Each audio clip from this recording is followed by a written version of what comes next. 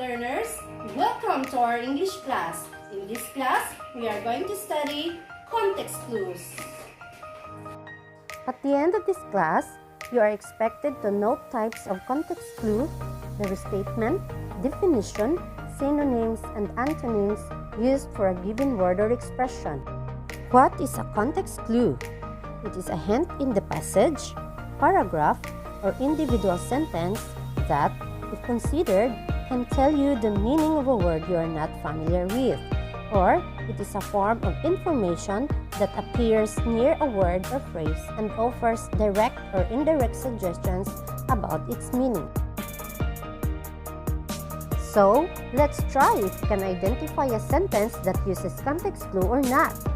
Read the sentences below, and on the space provided before each number, write a check mark if the sentence uses context clues and X mark if the sentence does not use context clues.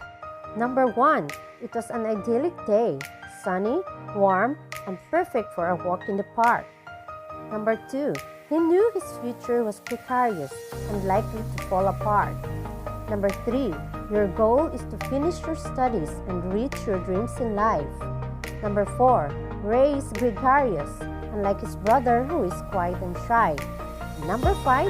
Nina fixed her bag and went home immediately. Okay, let's check your answers. Oh, only 1, 2, and 4 sentences use context clues, while number 3 and 5 does not use context clues.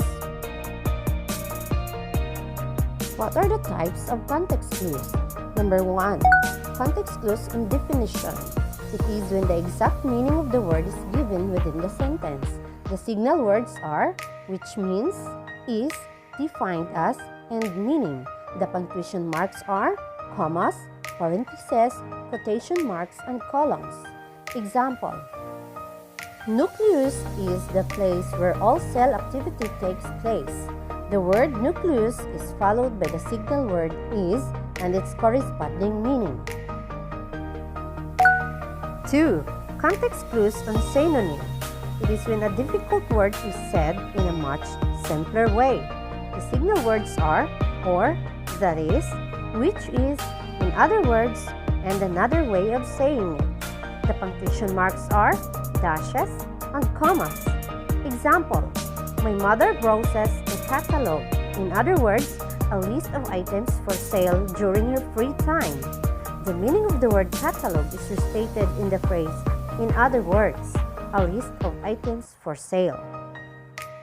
Another example: the baby's favorite snack is raisins or dried grapes.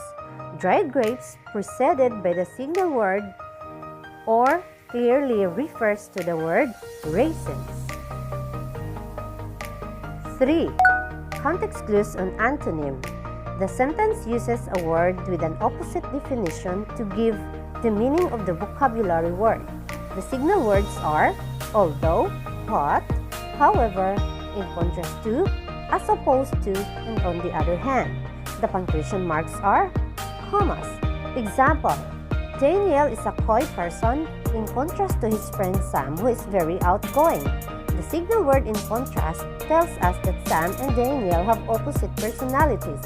If Sam is very outgoing or friendly, then we can say that Daniel is shy. Therefore, coy is the other word for shy. 4. Context clues and examples. It is when the author provides one or more examples that directly relate to the unusual word.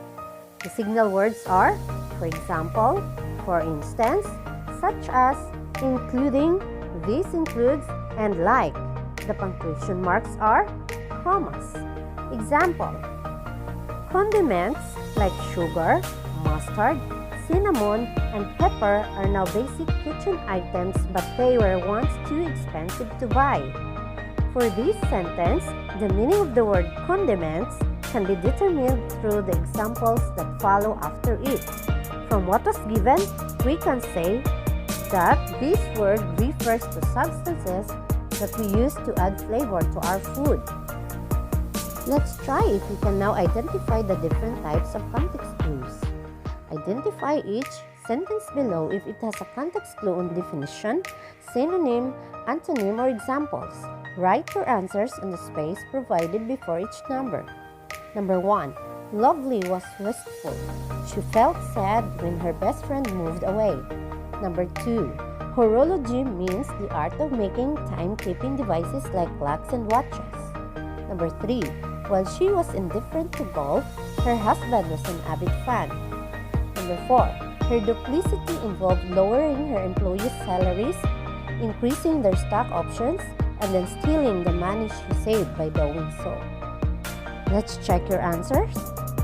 Number 1, synonym. Number 2, definition. Number 3, antonym. And number 4, examples. That's all for today. I hope you learned something from this class. Keep safe and God bless. Bye!